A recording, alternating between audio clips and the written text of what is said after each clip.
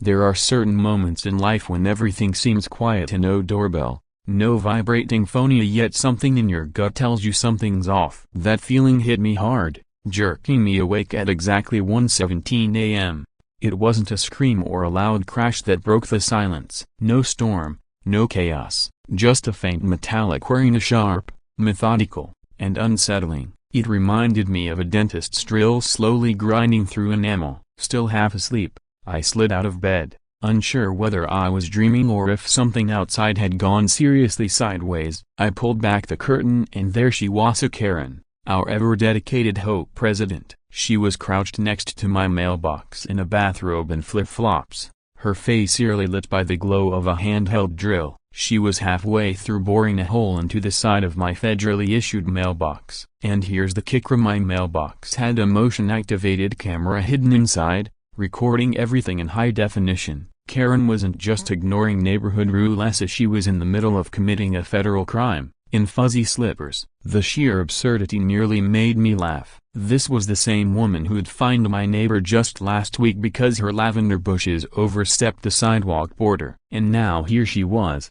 trespassing on private property and vandalizing government equipment in the dead of night. I pulled out my phone and checked the feed. The footage was crystal clear, a full facial shot, the drill, the whole incriminating scene. The haze of sleep disappeared instantly, replaced with a sharper, much more useful feeling, clarity. This wasn't minor HOA nonsense anymore. This was leverage. Just a few days earlier, Karen had mailed me a formal complaint typed on official HOA letterhead claiming that my mailbox looked too industrial and posed a potential threat to neighborhood safety. For context, it's a heavy-duty, USPS-approved locking mailbox, basically a mini-safe. I had installed it after 2 important packages went missing, including one with my newly signed mortgage refinance paperwork. After speaking with the USPS inspector and my insurance provider, I upgraded to a federal model with an integrated camera, part of a pilot program designed to combat mail theft. Karen loathed it. She said it looked like a military bunker and accused me of turning our street into a surveillance zone. I didn't reply. I figured she'd get bored and move on. Wrong again.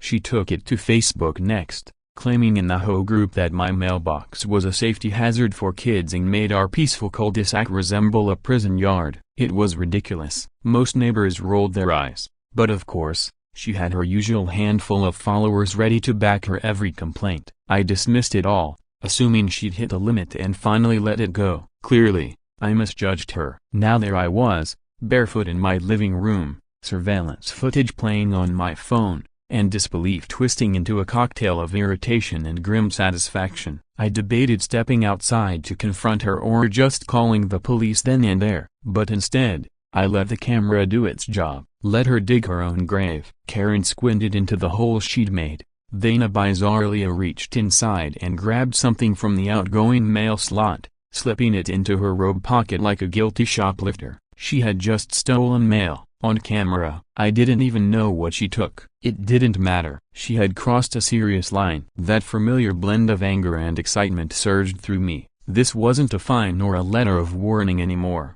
She was in felony territory now, in mail theft, federal tampering, and trespassing. The mailbox wasn't some ornamental long piece. It had property of the United States Postal Service stamped right into its metal body. What she did was no different than drilling into a street light and saying it didn't match your decor. When she finally crept away, hunched over, drill in hand, looking like a raccoon that had just knocked over a trash bin, I grabbed my shoes and stepped outside to inspect the scene. Sure enough, she'd punctured the lower section and left a nasty gouge near the compartment. I opened it up, a camera still active, blinking, with 78% battery. The SD card already half full and the battle hadn't even started yet.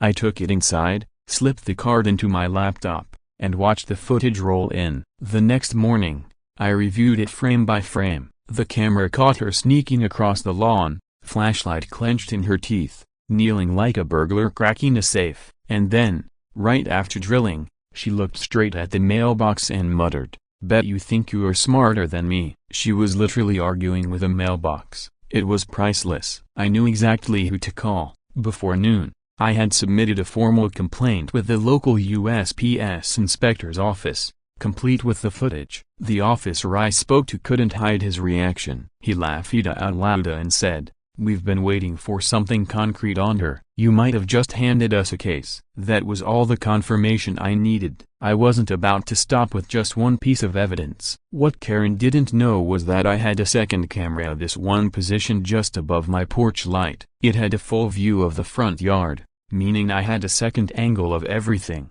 her approach, the act, and her departure. I compiled everything of both video feeds, timestamps, a transcript of what was said, and photos documenting the physical damage. Then, I made a bold move. I sent a concise, fact-based report to the entire HOA board. No commentary, no snide remarks, just the facts, the incident, the federal ramifications, the visual evidence, and one firm recommendation: an immediate board review of her conduct for the safety and legal protection of the neighborhood. Less than an hour later, Marvina, one of the more reserved board members, sent me a private message.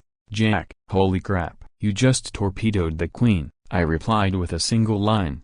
"No more lavender fines, huh?" He responded with nothing but rows of laughing emojis. That evening, Karen walked through the neighborhood like nothing had happened. She was dragging her dog along, pretending to be on a phone call as she passed my driveway. She didn't look at me, kept her eyes fixed straight ahead like I wasn't even there. So I smiled and waved. "Hey Karen," I called out cheerfully. "Just a heads up, federal agents might be coming by to take a look at the mailbox." Her posture stiffened instantly. Her eye twitched. Her dog peed on her shoe. That alone made my entire week. I didn't have to say anything more, because for the first time in our HOA's history, Karen wasn't calling the shots. She wasn't up against a neighbor's opinion, or some ambiguous regulation anymore. She had gone head-to-head with the federal government, and I had the evidence. The next morning, I woke up with a sense of peace, like someone who already knows how the movie ends while everyone else is still guessing the plot. Outside, the air was crisp, the sky was clear, and the birds chirped like it was just another day in suburban bliss. But I knew better. The mailbox still showed signs of her late-night drill attack, but my footage was already in the hands of someone with real authority: the United States Postal Inspection Service. As I sipped coffee and scrolled through the usual neighborhood gossip, the fallout began to show. By 7:05 a.m., Karen had already posted in the HOA Facebook group. Her message was dripping with phony concern and twisted logic, a classic Karen style. "Just a quick heads up to my wonderful neighbors," it began. "There have been reports of suspicious devices found in some mailboxes. Please remain vigilant and report any unfamiliar technology that may be recording your family or your property." It was such an obvious attempt to deflect blame, I nearly spit out my coffee. Suspicious devices? She was referring to my legally installed mailbox camera, part of a federally sanctioned anti-theft program, not some covert spy gadget. She even implied I might be violating privacy laws, calling for a full review of technological additions made by residents. I didn't bother replying. The silence spoke volumes, but something interesting happened. Her post didn't get the usual wave of support. Typically, Karen's rants were met with likes from her faithful trio: Jeff with his clipboard, Rhonda the bylaw junkie, and Stuart the guy who once threatened legal action over an unlicensed Halloween decoration. This time, just a handful of awkward emojis and muted responses. A few brave neighbors even asked for clarification, which she obviously couldn't provide. She was grasping. She didn't know exactly what I had on her, but she could feel the ground shifting beneath her feet. Then, around midday, a government-marked vehicle pulled into the neighborhood. Two men in dark suits stepped out, one with a badge on his coat, the other carrying a sleek black briefcase. Karen was outside, watering her shrubs. Her watering can froze mid-pour as she spotted them heading toward my front door. She stared like someone watching a meteor descend on her home. I welcomed the agents inside and handed over everything: a original SD card,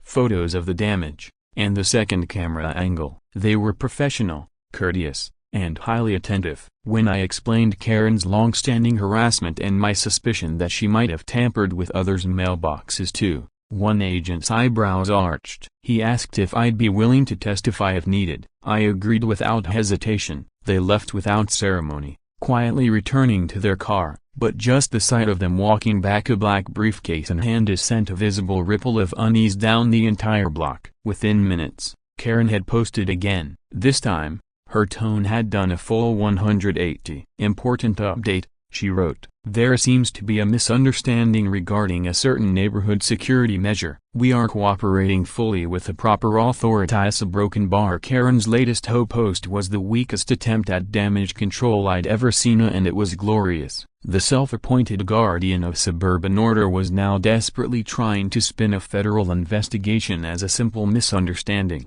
But things were only going to get worse for her. Behind the scenes, I had quietly reached out to Marvino, one of the more neutral HOA board members. He wasn't rebellious, but he also wasn't part of Karen's inner circle. I sent him the footage with zero commentary, just the facts. Marvine had been on the receiving end of her petty power plays before. Once, she fined him for unauthorized fencing, which turned out to be nothing more than a garden hose arranged too neatly around his flower bed. If anyone could see through her act, it was him. That same evening, Marvine scheduled an emergency board meeting. It was done via video call, but the tension was thick from the start. Karen showed up late, visibly rattled, already on the defensive the moment her camera switched on. Marvine remained calm. He played the footage audio of the drill, clear video of the acta, and paused it right on the frame where Karen reached into the mailbox and took the mail. Silence followed. The other board members just stared at their screens, stunned. Karen scrambled for an explanation, claiming she thought she noticed a fire hazard inside the mailbox and was just trying to remove it for safety reasons. No one bought it. Then Marvin read aloud the relevant statute, Title 18, U.S. Code, Section 1705A, destruction of letterboxes and mail. The words lingered in the air like smoke after a fire. Without hesitation, the board voted to suspend Karen from her role as HOA president until the investigation was resolved. Her video feed cut out before the meeting ended. No one said goodbye. From that moment, everything started moving faster. A surprising number of neighbors, empowered by the board's stance, began speaking up. Stories poured out: delayed mail, missing checks, open packages. A pattern was emerging, and Karen couldn't silence it this time. Not with fines, not with threats. Even Rania, her most loyal ally, confessed that she hadn't received a birthday card her daughter sent weeks earlier. The paranoia Karen had spent years weaponizing was now turning back on her. For me, it was surreal watching it all unfold. This woman who once bragged that not a single flower pot moved on the block without her approval was now hiding behind closed blinds. Her car didn't move for 2 days. Instead of walking her dog, she hired someone else to do it. Late at night, when everything was quiet, I'd occasionally spot her peeking out from behind the curtains, awaiting, it seemed, for the next shoe to drop. But the best moment hadn't even arrived yet. One afternoon, I got a call from the same USPS inspector I'd spoken with earlier. He thanked me again for the thorough documentation and informed me that Karen was now officially under federal investigation for multiple counts of suspected mail tampering and destruction of government property. Apparently, the footage I provided led investigators to cross-reference complaints from nearby neighborhoods. They found additional reports that lined up perfectly with Karen's behavior. Without even knowing it, she'd become the centerpiece of a much broader case. They might be back for more evidence, he said, and asked me to remain available. I hung up the call with a smile. I wasn't looking for revenge, not in the dramatic, yelling in the street kind of way people imagine. This wasn't about vengeance, it was about patience, documentation, and watching someone powerful collapse under the weight of their own arrogance. Karen had been given plenty of rope. All I did was press record. That evening, I sat out on my porch, beer in hand, watching the sun dip below the rooftops. The neighborhood felt a broken bar lighter. Marvine strolled past and gave me a quiet thumbs up. A woman I barely recognized from 2 streets over waved like we were old friends. Something had changed.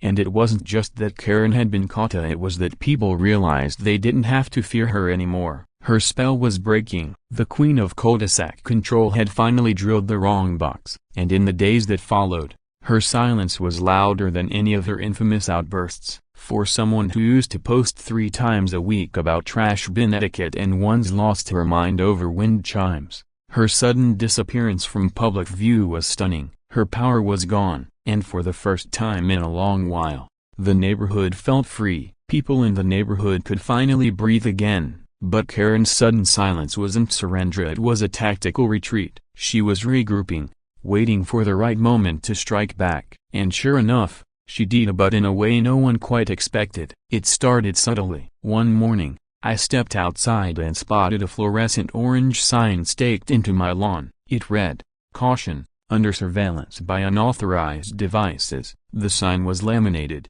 flimsy, and mounted on a cheap metal frame. No logo, no official source. It looked like something whipped up on a home printer in a panic. The message was clear: she was trying to paint my federally approved mailbox camera system as a threat to community safety. I rolled my eyes, pulled it up, and tossed it straight into the recycling bin. But an hour later, a neighbor messaged me saying Karen had been handing out similar signs to houses nearby, at least 5, maybe more, encouraging people to post them to protect their families. Rather than react publicly, I decided it was time to dig deeper. If Karen wanted to keep playing games, I was going to end the AMA with documentation and facts. I filed a public records request with the county for any past complaints connected to Karen's name. I also started having quiet conversations with neighbors, asking if they'd ever had strange experiences with mail issues or questionable HOA citations. What I heard was astonishing. One neighbor said Karen fined her for inconsistent grass texture, a phrase that makes no sense but sounds just technical enough to scare someone.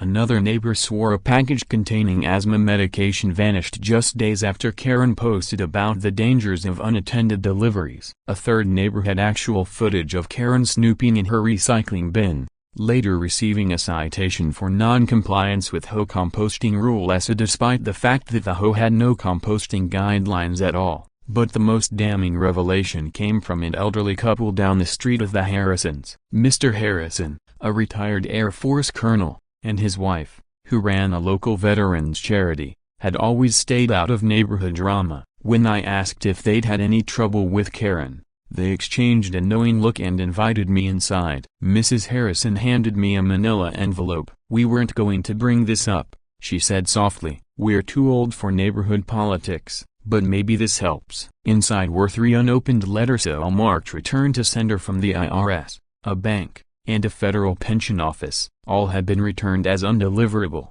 The return dates matched the week Karen had reportedly voiced concerns about suspicious mailboxes and overly elaborate address numbers. They also mentioned that their flagpole had been mysteriously lowered one morning, followed by a warning from the HOA about an unauthorized elevation fixture. That's when it all clicked. Karen wasn't just being difficult, she was actively manipulating the mail system and exploiting HOA rules as a tool to control people. If she didn't like something or someone, she found a way to punish them. And when no rule applied, she simply invented one. With the mailbox investigation already underway, she was spiraling at trying to reassert control before everything fell apart. I compiled all the testimonials, screenshots, complaint letters, and surveillance clips into one digital folder. I sent it to the postal inspectors. I also shared it with Marvin and the entire HOA board. This time, I included a short note: "There's a difference between leadership and sabotage. I think we know which one we've been dealing with." Within 24 hours, Marvin scheduled another board meeting, this time open to the public. Word spread quickly. By the time the meeting started, over 40 residents had joined the video call. Karen was there too. Her camera was on, her face composed,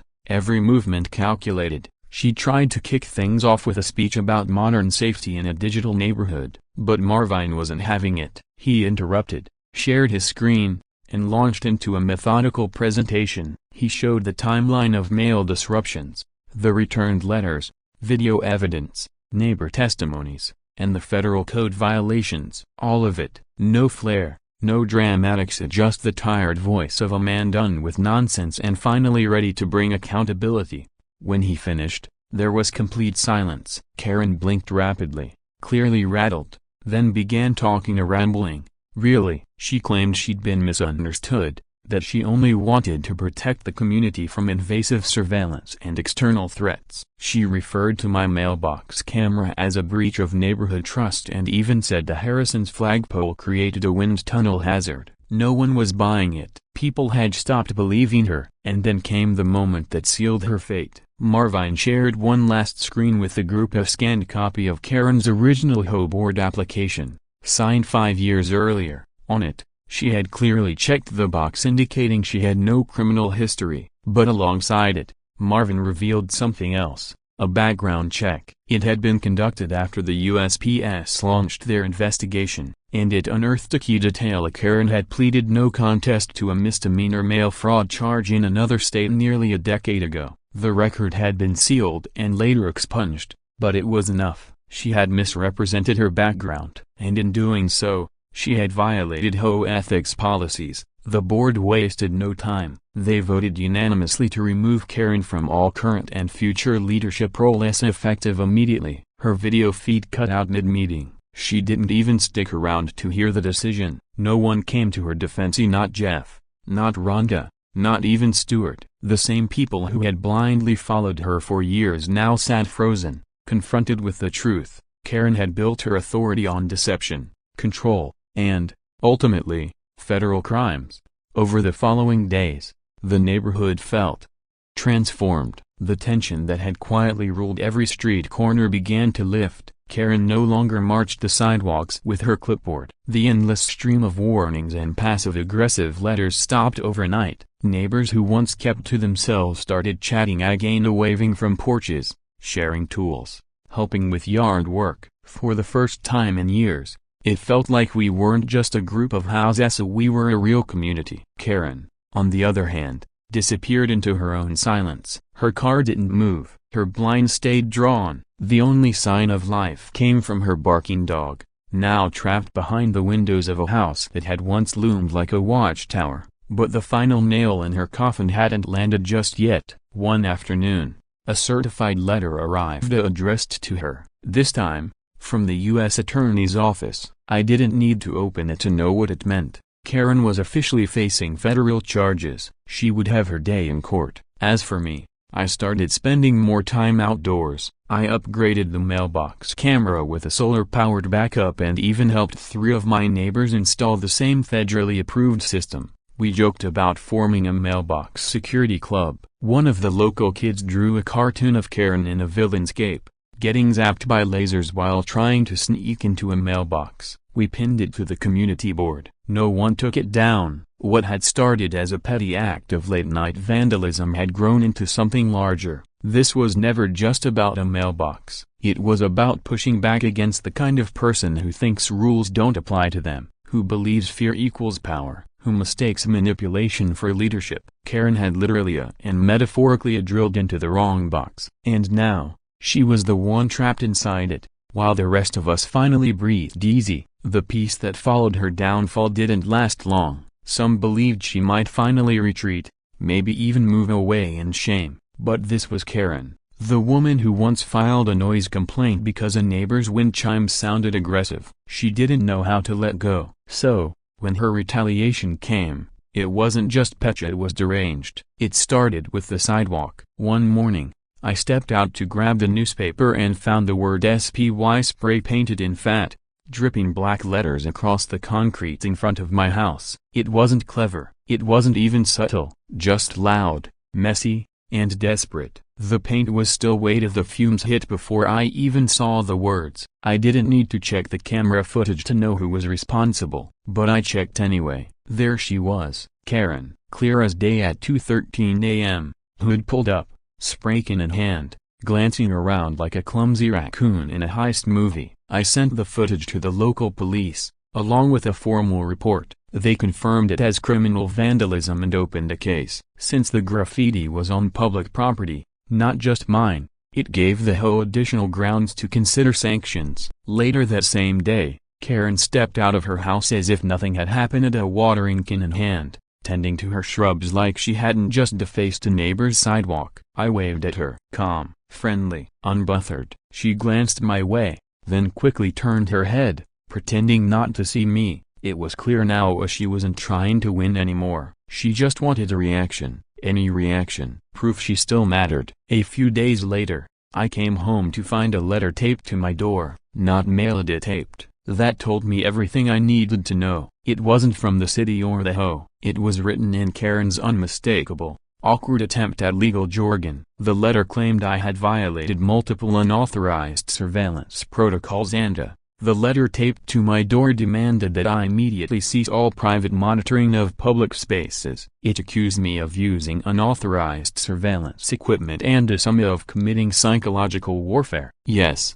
really, the same woman who had drilled into my mailbox and stolen mail in the dead of night was now accusing me of mental harassment for owning a legal, federally approved security camera. I couldn't help but laugh. Naturally, I sent the letter to my attorney. He nearly choked on his coffee reading it. Within a day, he filed a formal counterclaim and alerted the city attorney, citing Karen's actions as a clear pattern of harassment. As for the restraining order she claimed to file, it was thrown out within 48 hours. The judge even noted in the dismissal that it appeared spite-motivated and entirely lacking in evidence. But Karen wasn't finished. She marched herself down to the local TV station. That evening, my phone buzzed while I was watching the news. A friend across town had snapped a photo of their television and sent it to me. There she was, Karen, on the 6 o'clock local broadcast, standing at the entrance of our cul-de-sac. She passionately warned viewers about the rising dangers of technology-enabled stalking in suburban neighborhoods. She never mentioned my name,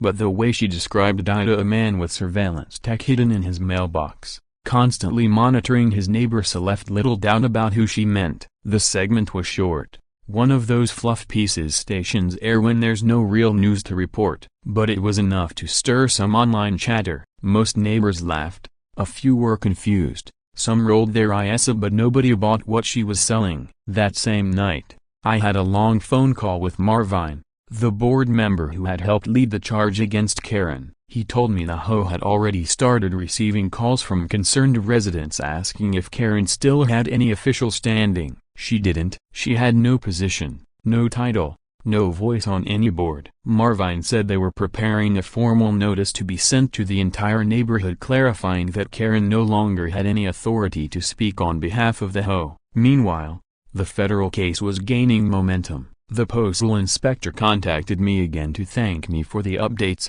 especially the continued camera footage and notes. Based on what I'd shared, they had expanded their investigation. Turns out, Karen wasn't just a problem in our community. She had previously lived or owned property in at least 3 other neighborhoods. In each, there were now flagged incidents of suspicious mail activity, unexplained complaints, and more than a few coincidences. She had a pattern, one that had gone unnoticed for years, but now, it was unraveling faster than she could cover it up. Then came a moment I didn't expect. One of the inspectors forwarded me a publicly available document. A formal criminal complaint had been filed against Karen. There it was, in black and white, 4 charges: destruction of federal property, mail tampering, theft of postal contents, obstruction of a federal investigation. Reading it was surreal. All of it had started from that one absurd night when she snuck onto my property and drilled into my mailbox. One foolish,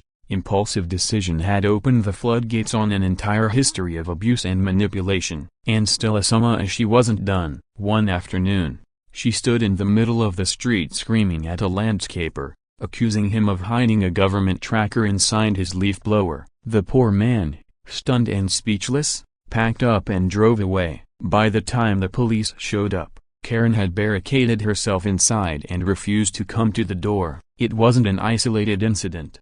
Over the next week, multiple neighbors filed reports. She'd been yelling at delivery drivers, tipping over garbage cans, and disturbingly snapping photos of kids riding their bikes. She wasn't feared anymore. She was pitied. And more than that, she was avoided. People literally crossed the street to avoid walking in front of her house. Once a symbol of control and intimidation, it now stood as a sad monument to a reign that had ended in disgrace. Her windows stayed closed, her lawn overgrown, even the dog walker stopped showing up. The USPS had long since replaced her mailbox. After the investigation began, it gleamed on its post and unbothered and untouched, as if mocking her every time she passed by. I could have gloated, I could have rubbed it in, but that was never the point. This wasn't about revenge, it was about stopping the madness, about drawing a line between leadership and abuse, between enforcement and tyranny. And thanks to a single hidden camera and a bit of patience, it worked.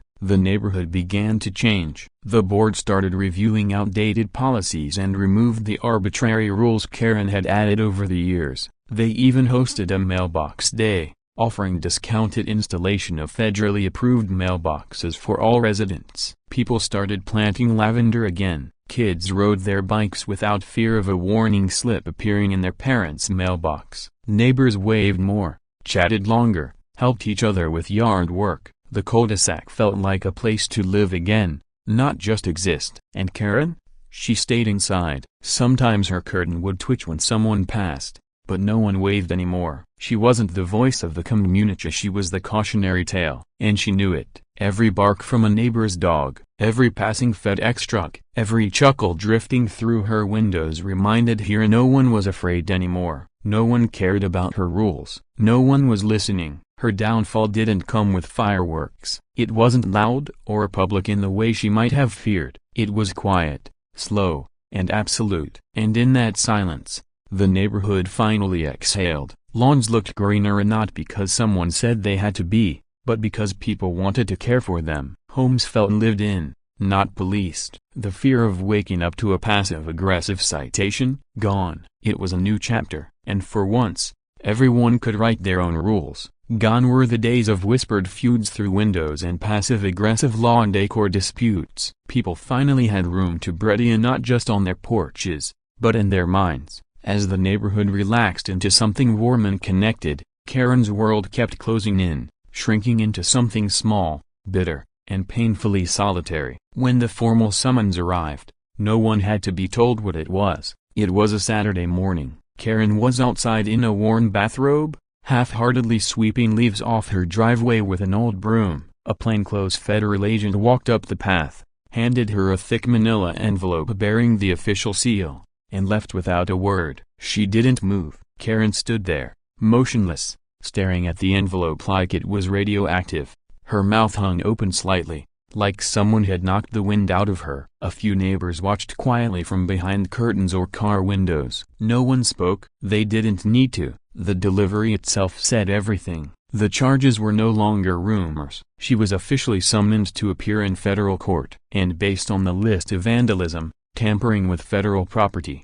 obstruction, this wasn't going to end in a slap on the wrist. The story didn't stay local for long. A small-town journalist picked it up, and soon after, it landed on one of those viral justice blogs that specializes in stories about power-hungry people finally getting their due. The headline read, "HOA President Drilled Into Neighbor's Mailbox. I Didn't Know It Was a Federal Sting Cam." Beneath the title was a still from my porch camera. Karen, drill in hand, eyes wide with tension, caught mid-act like a villain in a made-for-TV movie. I never gave an interview, but someone had leaked just enough of the footage to let the internet do the rest. Names and addresses were blurred, but anyone from our neighborhood didn't need identifiers. The online reaction was brutal and honestly, a little cathartic. People started calling her Mailbox Karen. Commenters joked that she probably fined birds for flying too low or issued HOA warnings to squirrels for unregistered acorns. Some even speculated it was the kind of story Netflix would turn into a mini-series. But while the internet laughed, our little street was looking for something else. Closure. It came in the form of a neighborhood barbecue. Naturally, it was Marvin's idea. After everything the community had been through, the HOA wanted to reset, not just with policy, but with spirit. So they put together something humble and joyful. Flyers went out. Neighborhood Reconnect BBQ. All are welcome, except one. That tagline alone had everyone buzzing. The turnout was huge. Kids tore through sprinklers, dogs chased each other freely, and neighbors mingled like old friends rediscovering each other. Someone brought a bounce house. Someone else set up a projector for a backyard movie. Laughter echoed down the street in a way it hadn't for years. When the sun dipped low, Marvin took the mic. He thanked everyone for showing up, Then he spoke plainly about the purpose of community, about how rules should protect rather than control, and about healing. Then he introduced a new initiative, a community improvement fund that would allow residents to vote directly on how HOA funds were spent. The crowd cheered. Then Marvin looked at me and nodded. I stepped up to the small makeshift stage, holding a shoebox-sized object covered in a cloth. I cleared my throat, looked out at the faces of neighbors who had stood by each other through chaos, and said, "I have one last thing to contribute." I lifted the cloth. The crowd burst into laughter. It was a miniature bronze mailbox mounted on a wooden base. A plaque underneath read, "In loving memory of HOA control freakery, do not touch the mail."